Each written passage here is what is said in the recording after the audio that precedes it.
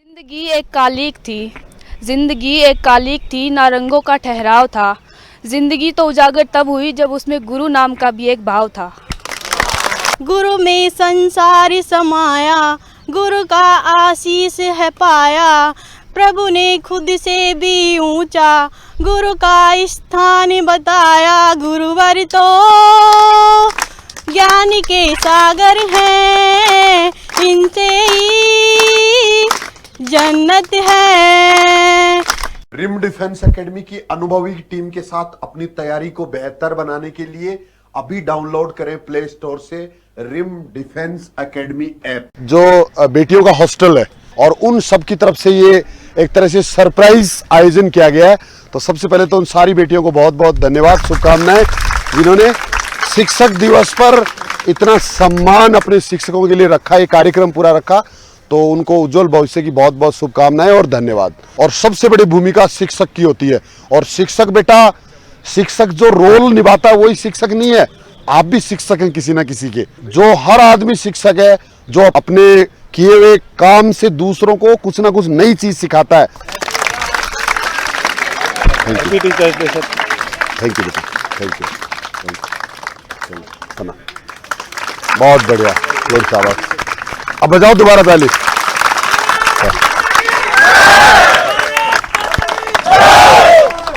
Sir ma'am को हाँ हाँ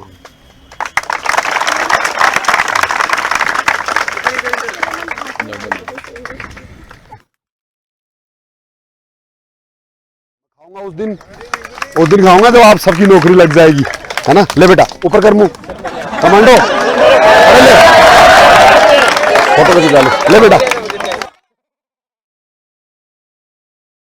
प्यार और सम्मान दिया मुझे, इसके बदले में मेरे पास शब्द तो नहीं है आपकी प्रशंसा के, बट आपके जो संस्कार हैं, आपके जो पेरेंट्स ने जो आपको संस्कार दिए वो बहुत ही अच्छे हैं।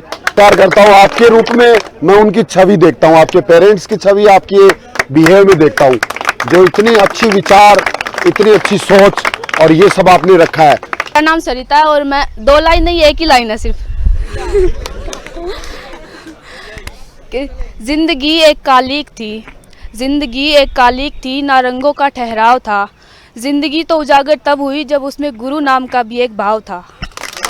सुप्रभात आदरणीय गुरुजी एंड मेरे सभी टीचर्स को आज शिक्षक दिवस की हार्दिक हार्दिक शुभकामनाएं।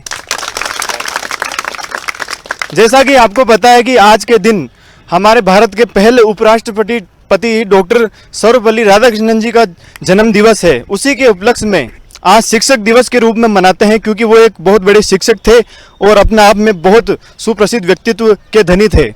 इसी प्रकार मैं कहना चाहता हूँ कि गुरु का हमारे जीवन में बहुत बड़ा महत्व होता है, क्योंकि गुरु मार्गदर्शक का काम करते हैं और हमें चलना स्वयं को पड़ता है। अर्थात गुरु हमें रास्ता बता सकते हैं, लेकिन उसी रास्ते पर हम कैसे चले वो हमारे ऊपर निर्भर करता है, क्योंकि गुरु हमेशा सही रास्ता बताता है। वो हमेशा अपने शिष्य को सही रास्ता बताकर आगे प्रेरित करके उसका जीवन सफल बनाने का प्रयास करते हैं, और हमें भी अपने गुरु का हमेशा आदर करना चाहिए और उनके द्वारा बताए गए मार्ग पर चलना चाहिए। जय हिंद। आदरणीय मेरे गुरुजन एवं मेरे माता पिता भी मेरे गुरु हैं, उनको भी आज हैप्पी टीचर्स डे।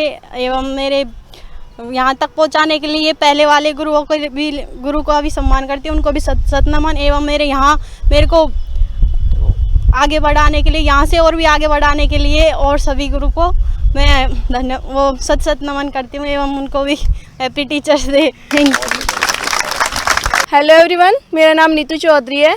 पहले तो मैं सभी टीचर्स को टीचर्स डे के ऊपर हैप्पी टीचर्स डे, और मैं 2 मोटिवेशनल लाइन बोलना चाहूँगी कि नज़र को बदलो नज़ारे बदल जाएंगे, नज़र को बदलो नज़ारे बदल जाएंगे, सोच को बदलो सितारे बदल जाएंगे, कश्तियों को बदलने की ज़रूरत नहीं है, दिशा को बदलो किनारे खुद ब खुद बदल जाएंगे।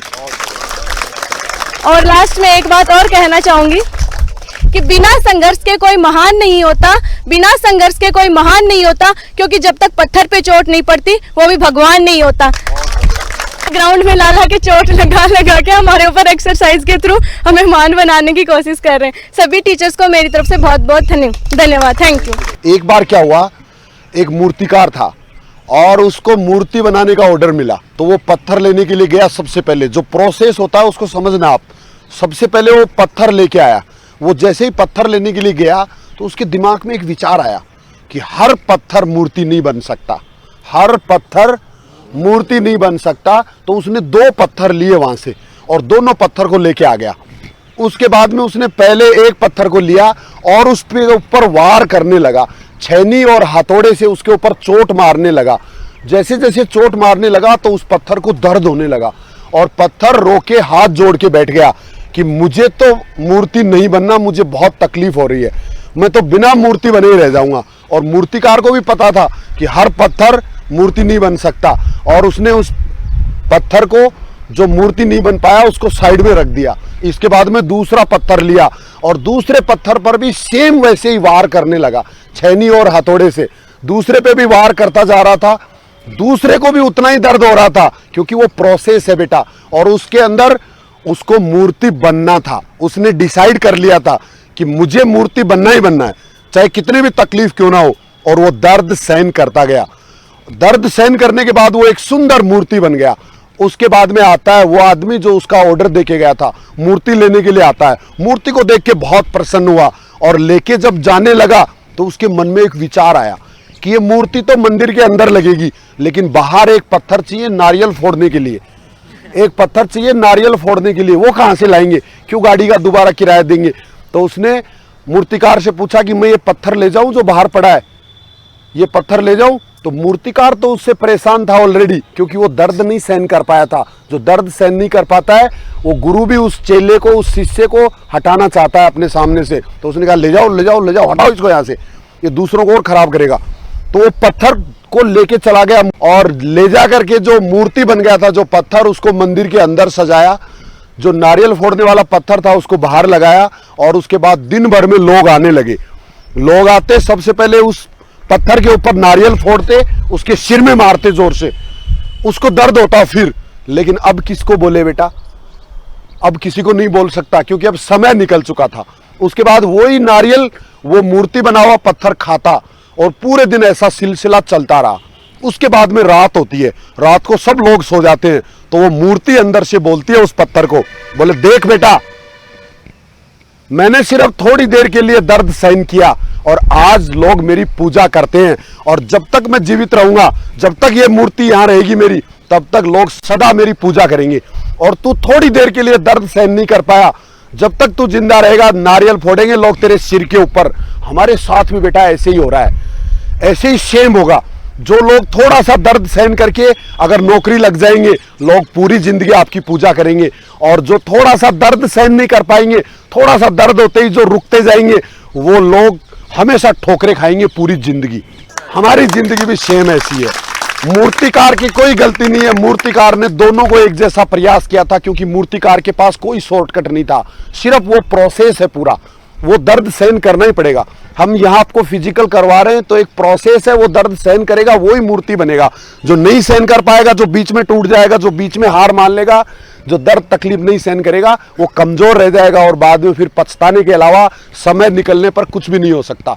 वो पत्थर अगर बाद में सोचे 10 साल बाद, 2 साल बाद कि मैं भी मूर्ति बन जाऊं, तो नहीं मौका मिलेगा बेटा एक बार समय निकलने के बाद।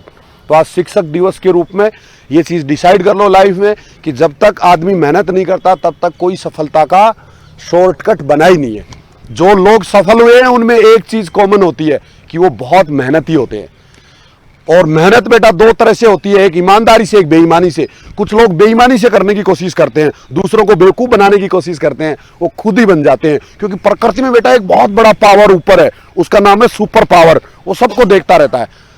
आपको एक दूसरे की हेल्प करना है। आज शिक्षक दिवस पे ये चीज अपने दिल में पक्की गांठ बांध लो कि मुझे कभी किसी का बुरा नहीं सोचना है, बुरा नहीं करना है, हमेशा अपने पेरेंट्स की इज्जत करनी है, समाज में एक अच्छा नागरिक बनना है और हमेशा हमेशा ईमानदारी से अपना काम करना है जो भी है। आज आपका काम ईमानदारी से फिजिकल करने का है, कुछ दिन बाद तो हमारा काम क्या हो जाएगा, ईमानदारी से अपनी ड्यूटी करने का हो जाएगा। पिछले 10 साल के अंदर हमने हजारों लोग अच्छी शिक्षा देके, अच्छे संस्कार देके बेटियों को और डिफेंस में भेजा है। राजस्थान पुलिस सब इंस्पेक्टर में 22 सब इंस्पेक्टर भी पास आउट हुए हैं और इस बार 859 में से 300 से ज्यादा सब इंस्पेक्टर पूरे राजस्थान पुलिस में होंगे, अपने यहाँ से ट्रेनिंग लिए हुए आप ही की तरह।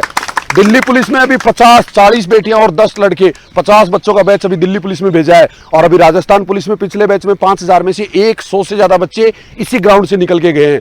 यानी कि लगभग 2%, पूरी पुलिस में से 2% पुलिस अपने यहां से गई है। और अब इस बार कम से कम 5%, 5000 में से कम 250, धीरे धीरे सबको बदलेंगे। रिम डिफेंस एकेडमी की अनुभवी टीम के साथ अपनी तैयारी को बेहतर बनाने के लिए अभी डाउनलोड करें प्ले स्टोर से रिम डिफेंस एकेडमी ऐप।